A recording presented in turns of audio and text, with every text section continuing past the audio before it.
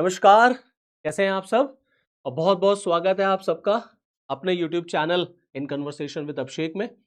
और आज बात होगी पीएम साहब के ऑस्ट्रेलिया यात्रा पर और ऑस्ट्रेलिया की इस यात्रा से जो भारत को मिला है, उसे हम लोग डिकोड करेंगे, उसे हम लोग डाइसेक्ट करेंगे। दरअसल ये हम सब जानते हैं कि पीएम साहब अभी इंडोनेशिया की यात्रा पर थे। इंडोनेशिया से वो पहुंचे ऑस्ट्रेलिया और अब ऑस्ट्रेलिया से वो न्यूजीलैंड की यात्रा पर जाएंगे।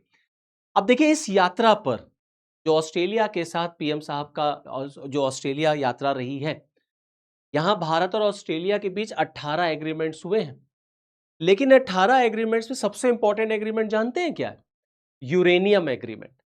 ऑस्ट्रेलिया यहां पर तैयार हो गया है भारत को यूरेनियम देने के लिए। जी हां, ऑस्ट्रेलिया भारत को यूरेनियम देगा। और जहां तक रही बात इंडिया और ऑस्ट्रेलिया की, तो इंडिया और ऑस्ट्रेलिया दोनों क्वाड के मेंबर्स हैं। क्वाड एक ग्रुप है जिसमें इंडिया, जापान, अमेरिका और ऑस्ट्रेलिया, ये चार कंट्रीज मिलकर के ग्रुप बनाते हैं, that is known as quad. जिसका बेसिक मोटिव था इंडो पैसिफिक में जो चीन का दबदबा है, जो चीन का इंक्रोचमेंट है, उसको काउंटर करना, उसके खिलाफ काम करना। ये चारों कंट्रीज मिलकर के क्वाड में चीन को जो है वो काउंटर करते हैं। लेकिन अब यहां पर जो इंडिया और ऑस्ट्रेलिया के बीच जो ये एग्रीमेंट हुआ है फ्रेंड्स, ये बहुत इंपॉर्टेंट है। आप देखिए ऑस्ट्रेलिया 2010 में कहता है कि हम भारत को यूरेनियम नहीं सेल करेंगे। क्यों नहीं करेंगे भाई? क्योंकि वो कहता है that India is not a signatory of NPT. अब ये एनपीटी क्या है? NPT is nuclear non proliferation treaty. और ये बात सच है कि भारत एनपीटी का सदस्य नहीं है। तो ऑस्ट्रेलिया ने कहा कि ना, हम भारत को यूरेनियम नहीं देंगे। और तमाम कई देशों ने मना कर दिया था भारत को यूरेनियम देने से कि नहीं, हम भारत को यूरेनियम सेल नहीं करेंगे। क्यों? क्योंकि ऑस्ट्रेलिया जैसे कई कंट्रीज को यह लगता था कि इंडिया उस यूरेनियम का यूज न्यूक्लियर एनर्जी के बजाय वो न्यूक्लियर बॉम्ब बनाने के लिए करेगा। लेकिन भारत ने दुनिया को यह दिखाया that India is a responsible nuclear power. हम एक रिस्पॉन्सिबल न्यूक्लियर पावर हैं और हम जानते हैं कि यूरेनियम का इस्तेमाल केवल बॉम्ब बनाने के लिए नहीं होता, उसका इस्तेमाल और भी चीजों के लिए होता है। अब आप देखिए 2010 से 2026 तक की जो जर्नी है, उसमें 26 में जो चेंज आया है वो यही है कि आज यही ऑस्ट्रेलिया इंडिया को यूरेनियम देने के लिए तैयार हो गया है। और दोनों लोग, इंडिया और ऑस्ट्रेलिया के बीच में यूरेनियम को लेकर के यहां पर डील साइन हुई है। तो Australia is going to export uranium to India. Now this is a mega deal and this is very strategic move of India कि भारत को वो ऑस्ट्रेलिया यूरेनियम देने जा रहा है जिसने कभी भारत को यूरेनियम देने से मना किया था। आप देखिए ऑस्ट्रेलिया कनाडा के बाद दूसरा ऐसा देश है दोस्तों जो भारत को यूरेनियम सेल करेगा। अभी इंडिया और कनाडा के बीच में $2.6 बिलियन का यूरेनियम डील साइन हुआ था, अब ऑस्ट्रेलिया करेगा।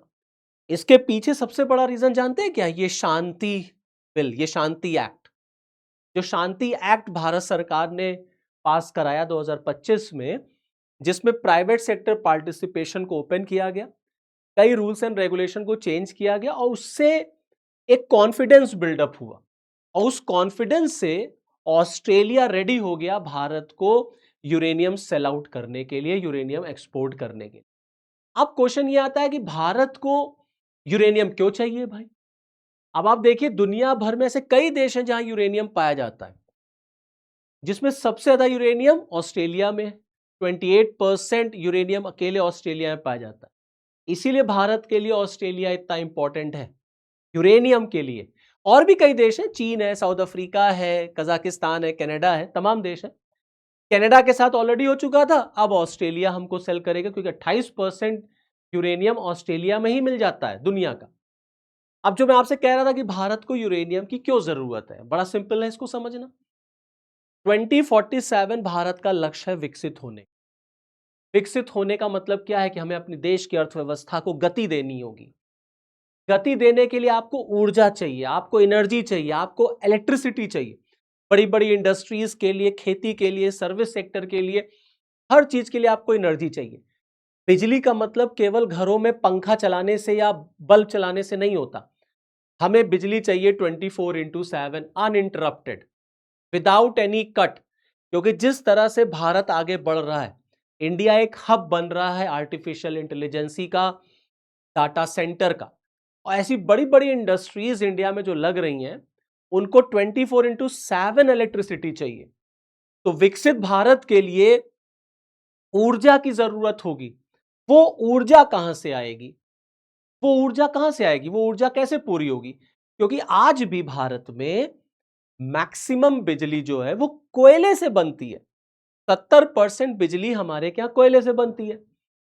कोयले से पर्यावरण को नुकसान पहुंचता है। हमें सस्टेनेबल इकोनॉमी पे काम करना है। हम सस्टेनेबल इकोनॉमी पे काम करना चाहते हैं। सस्टेनेबल डेवलपमेंट है हमारा लक्ष्य, कि हमको देश का विकास भी करना है, लेकिन पर्यावरण को भी बचाना, इन्वायरमेंट को भी बचाना है। और कोयला जो होता है वो इन्वायरमेंटल फ्रेंडली नहीं होता। इसलिए हमें पर्यावरण बचाना है, हमें कार्बन का इमिशन कम करना है। यह कैसे होगा? यह होगा जब आपके पास यूरेनियम होगा। क्योंकि अकेला 1 ग्राम यूरेनियम उतनी बिजली पैदा कर सकता है जितनी 2000 किलो का हाई क्वालिटी कोयला जलने से पैदा कर सकता।